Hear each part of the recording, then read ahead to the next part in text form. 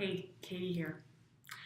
Today I wanted to talk to you about negative feelings, by which I mean anxiety, insecurity, sadness, frustration, whatever. And the reason that I wanted to talk to you about it in particular was because I felt kind of negative today. I really felt anxious. And I'm feeling much better now.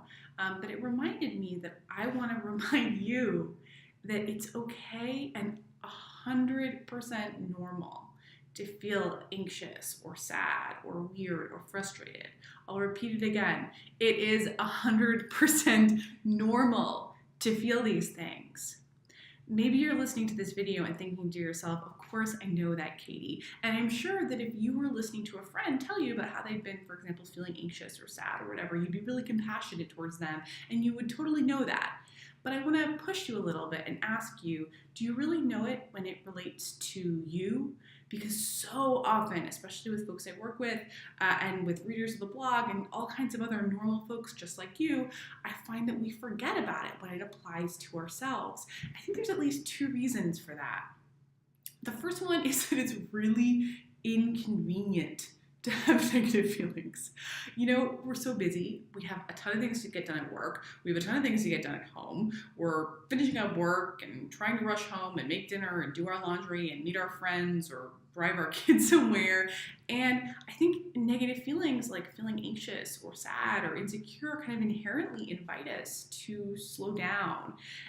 You know, there's a real yearning there to kind of be softer, to kind of let those feelings kind of do what they need to do. I think when we feel negative, like anxious or sad, it really feels nice to like take a bath and have a hug and read a novel in bed, right? And most of us are like, I don't have time for that. I have to get my stuff done. So we don't want to feel that way, but there are real costs to that, as I'm sure all of us know, right? If we either consciously or what much more often happens unconsciously don't want to feel those things, we may find ourselves in a cycle of sort of compulsive behavior, which can have to do with food, but can also have to do with kind of how we relate to technology or the internet. It can relate to kind of how we're spending money. It can relate to just how we're sort of addicted to busyness, which is really a thing. So that's the first reason why I think when it comes to ourselves, we resist that. The second reason I think is because it's really scary. I work with folks as a coach, so I work with folks individually, I run groups, and what overwhelmingly happens is that sometimes in our work, negative feelings can come up. People, as they're becoming more aware of themselves, notice things, and then suddenly they have, big feelings, anxiety or fear or whatever. And they're like, oh my God, I think something's wrong. It's like, nothing's wrong. This is normal. And for most of us, having those feelings can be super useful. It can even give us information about what we're truly wanting in life or what we need to do, or it's just part of the correct metabolism of life to feel them. Like I said before, kind of negative feelings can force us to slow down, and some of us need to slow down.